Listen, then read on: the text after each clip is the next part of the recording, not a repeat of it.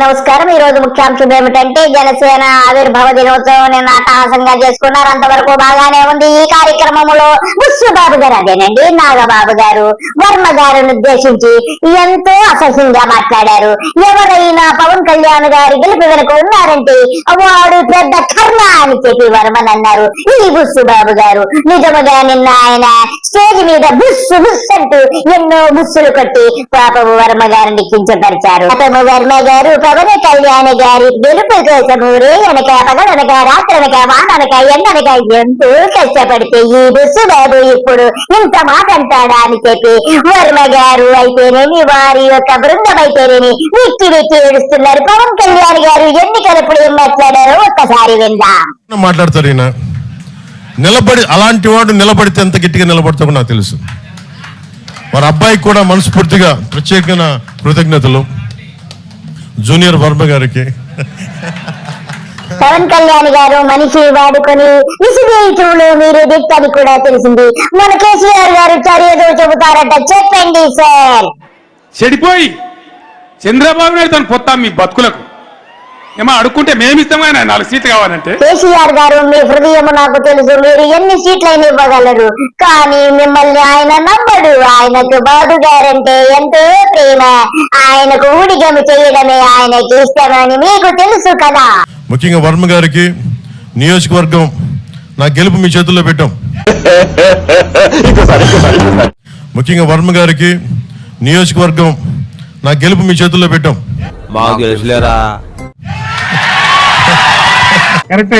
Sir KCR గారు మీరు చెప్పాక అది అబద్ధం ఎలా ఉంటుంది? అది 100% నిజమే ఉంటుంది.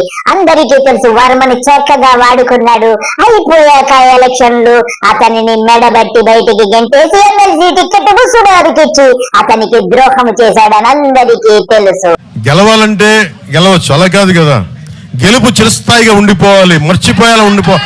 పవన్ కళ్యాణ్ గారు గెలుపు శాశ్వతంగా ఉండాలంటే మన వర్మ ఎప్పటికీ కనపడకూడదు పిఠాపురములు. అందుకు అతనికి చక్కటి త్రోవ చూపించారు. ఎప్పటికీ అతడు ఎమ్మెల్సీ కాలేడు, ఎమ్మెల్యే కాలేడు, అతని పని అయిపోయింది. పవన్ కళ్యాణ్ గారి విజయానికి నేనే దోహదపడ్డాను అని ఎవరన్నా అనుకుంటే అది వారి కర్మ, అంతకంటే ఏం చేయలేదు. ఇప్పుడు ఏమంటున్నావు మరి?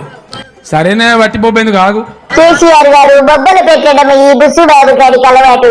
చక్కగా ఎమ్మెల్సీ దొబ్బాడు, వర్మకి వెన్నుపోటు పడిచాడు. ఇకపోతే నాదెళ్ల మనోహర్ గారు వచ్చారు. ఆయన తండ్రి గారి గురించి కూడా మనం కొంచెం తెలుసుకుందాం. ఆయన కూడా గతంలో ఎన్టీ రామారావు గారికి వెన్నుపోటు పొడిచాడు 1984లో.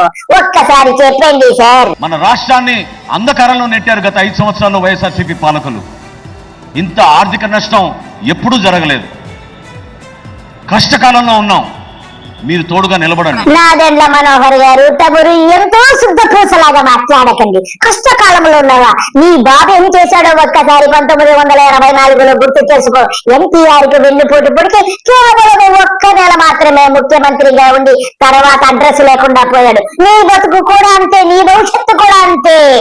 మీరు కార్పొరేటర్కి ఎక్కువ, ఎమ్మెల్యేకి తక్కువ అన్నారు. ఇవాళ నేను చెప్తా ఉన్నాను, మీ తండ్రి రాజశేఖర్ రెడ్డి కాకపోతే నువ్వు కనీసం కౌన్సిలర్ కూడా అయి ఉండేవాడు కాదనేటువంటి మాటని ఈ సందర్భంగానే మనం చేస్తున్నా. నువ్వు మనిషి పశువా? బ్రహ్మం గారు ఇక్కడ మనిషి అని ఎలాగనుకుంటారు? బ్రహ్మం గారు బైక్ దొరికిందని రెచ్చిపోతున్నాడు. పావులాకు పనికిరాడు, 5 పైసలకి ఎక్కువ, నాకి తక్కువ. ఇకపోతే పంచములాని వచ్చాడు, చెత్త మనిషి అని అంటారు. కానీ ఆయన ఎంతో నిబద్ధత గలవారని పవన్ కళ్యాణ్ గారు కూడా కితాబిచ్చారు. ఆయన కాకినాడలో ఎన్నో కార్యక్రమాలు చేస్తున్నారు. భూ ఆక్రమణలు అయితేనేమి, దొంగ వ్యాపారాలు ఎన్నెన్నో చేస్తున్నారు. ఆయన గురించి మనము తెలుసుకుందాం. చెప్పండి నాని గారు. దేశంలో మోడీ గారి తర్వాత ఇంత ఫేమ్ ఉన్న నాయకుడు ఎవరన్నా ఉన్నారంటే అది పవన్ కళ్యాణ్ అని చెప్పి నేను చెప్పగలుగుతా ఉన్నాను. సౌత్ ఇండియా మోడీగా పవన్ కళ్యాణ్ గారిని అవేర్నిస్తున్న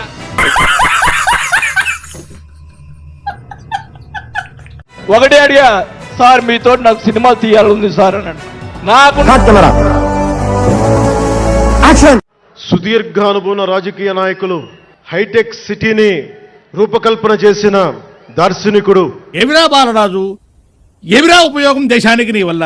క్లేమోర్ మైన్స్ తోటి పేల్చేస్తే దానికి భజన మీరు గొప్పోళ్ళు గొప్పోళ్ళు గొప్పోళ్ళు ఏం గొప్ప దేనికి గొప్ప కింద పడితే దులుపుకొని మళ్ళీ రాజకీయాల్లో తిరిగి నెక్స్ట్ డే డ్యూటీలోకి వచ్చిన బలమైన నాయకుడు శ్రీ గౌరవ ముఖ్యమంత్రి శ్రీ నారా చంద్రబాబు నాయుడు గారికి మనిషి మంచోడే గుణమే గుడిసేది వారి తనయులు శ్రీ నారా లోకేష్ గారికి నా హృదయపూర్వక ధన్యవాదాలు, నమస్కారాలు. పవన్ కళ్యాణ్ గారు జనసేన ఆవిర్భావ దినోత్సవం అంటే ఏమో అనుకున్నాను. బాబు గారికి చెక్కబదన చేయడమే జనసేన ఆవిర్భావ దినోత్సవం అని మీరు చక్కగా చెప్పారు. చాలా సంతోషముగా ఉన్నది. ఇది మన 11వ సంవత్సరం, వారు 11కి అంకితం చేశాం. అయ్య గారు వారు బయటికి రారు. బాబు గారి చెక్కబదనతోటి మొత్తము ఈ జనసేన ఆవిర్భావ దినోత్సవ ప్రసంగమంతా ముగిసిపోయింది. ఇకపోతే పవన్ కళ్యాణ్ గారు మీ చిన్నతనములో మీ నాన్నగారు అదేనండి మీ తల్లిదండ్రులు మిమ్మల్ని ఎలా చూశారు కొంచెము చెప్పండి. సో నన్ను ఎలా పెంచారు మా ఇంట్లో అంటే మీరు ఆశ్చర్యపోతారు. ఆశ్చర్యం ఎందుకు, మీకు డైలీ బడిత పూజ జరిగి ఉంటుంది. నన్ను ఎలా పెంచారంటే మా ఇంట్లో అతని ఆనంద్ సాయి మాటల్లో చిన్న తంబి అని తమిళ సినిమా ఉంటుంది, మన తెలుగులో చంటి అని సినిమా తీశారు. చంటిలో హీరోయిన్ మీనాని ఎలా పెంచారు ఇంట్లో నుంచి బయటికి వెళ్లకుండా. పవన్ కళ్యాణ్ గారు మీరు నిక్కరేసుకున్నప్పుడు ఎన్నో అకృత్యాలు చేశారని అర్థమైపోతుంది. నాకు ఆ చిన్నతనంలో చూసిన సినిమా ఇప్పుడు గుర్తొస్తుంది. మీనా గారిని ఇంట్లో కుక్కరు కొట్టినట్టు కొట్టారు, మిమ్మల్ని కూడా అలాగే కొట్టి ఉంటారు.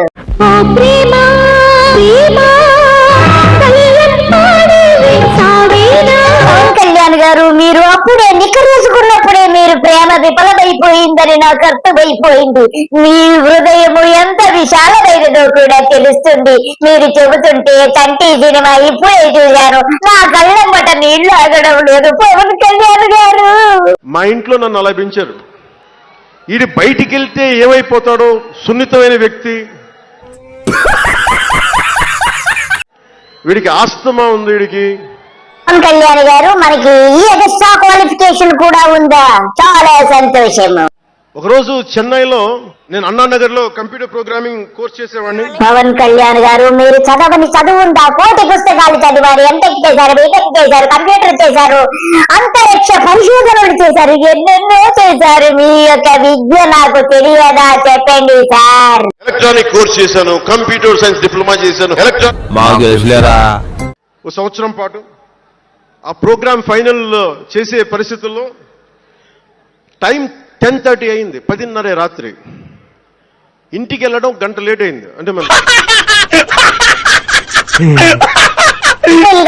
అలా నవ్వకండి, ఆయనకి రాత్రి ఎన్నో ప్రోగ్రామ్స్ ఉంటాయి, మీకు తెలియదా? సాయంత్రం 6 గంటలకు వెళ్ళిపోవాలి.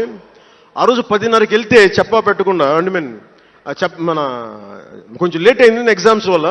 సునీల్ గారు మీరు అన్నది నిజమే, ఆయన రాత్రి ఏం ఎగ్జామ్ ఉంటుంది సునీల్ గారు మనకు తెలియకుండా. ఏమోలేండి పవన్ కళ్యాణ్ గారికి రాత్రి ఎగ్జామ్స్ ఎక్కువ ఉంటాయేమో, మనము నమ్మక తప్పదు కదా.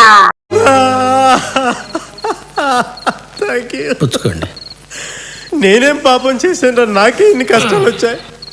నా నాన్న నేను డిగ్రీ చదువుకుంటూ మందు కొడుతూ ఇలా మూలను పడుకుంటే కుక్క పిల్ల నడు రోడ్డు మీద వదిలేస్తారా? ఇంటికి వెళ్ళేటప్పటికి ఎలా ఉంది అంటే ఇంట్లో ఆడపిల్ల వెళ్ళిపోతే ఇల్లు ఎలా ఉంటుందో 10:30కి నేను ఇంటికి వెళ్తే మా అన్నయ్య షూటింగ్ నుంచి క్యాన్సిల్ చేసుకుని వచ్చేస్తా ఉన్నారు. మా వదిన ఇంట్లో హాల్లో ఉంది, మా నాగబాబు వీధి బయట తిరుగుతూ ఉన్నాడు. కుర్రతనం కనుకే వాత కొంచెం లోతుగా పడాలి. మానయ్య కొంగుద్దా మరి మొక్కగా ఉన్నప్పుడే వంచాలి. గోపాలరావు గారు పవన్ కళ్యాణ్ గారి తల్లిదండ్రులు సరిగ్గా వాత పెట్టలేదేమో, అందుకే మొక్క వంగనిది రానయ్య వంగు రాని చెప్పి పవన్ కళ్యాణ్ గారు ఒప్పుకుంటున్నారు కదా సార్. మొత్తం అందరూ ఏమైపోయాడు, ఎక్కడికి ఏమైపోయాడని. నేను ఎగ్జామ్ రాసి వస్తున్నాను, బస్సులు దొరకలేదు, నాకు 2 బస్సులు మారి రావాలని చెప్పాను. నాకు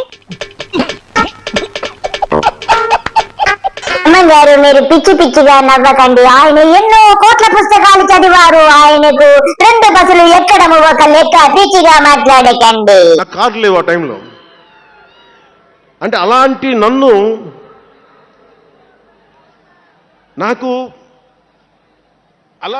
పెంచారు. ఇది మా నాగబాబు గారు ఇక్కడే ఉన్నారు, అడగండి, ఆ రోజు గుర్తుంటుంది ఆయనకి. అలాంటి నన్ను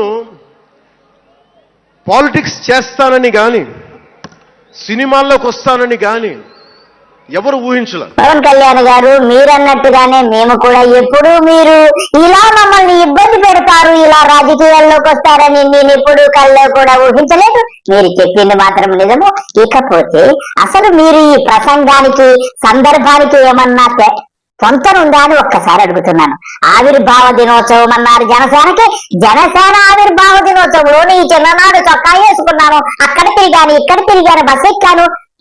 ఇవన్నీ అవసరమా? ఇకపోతే చెక్క భజన, బాబు గారికి చెక్క భజన చేసేసావు. ఆ చెక్క భజనలో కూడా క్లైమోర్ మైన్స్ అన్న ఏమేమో చెప్తావు. అసలు ఆవిర్భావ దినోత్సవం అంటే ఏమిటి? అసలు నీ పార్టీ యొక్క విశిష్టత గురించి ఏమన్నా 2 ముక్కలు చెప్పావా?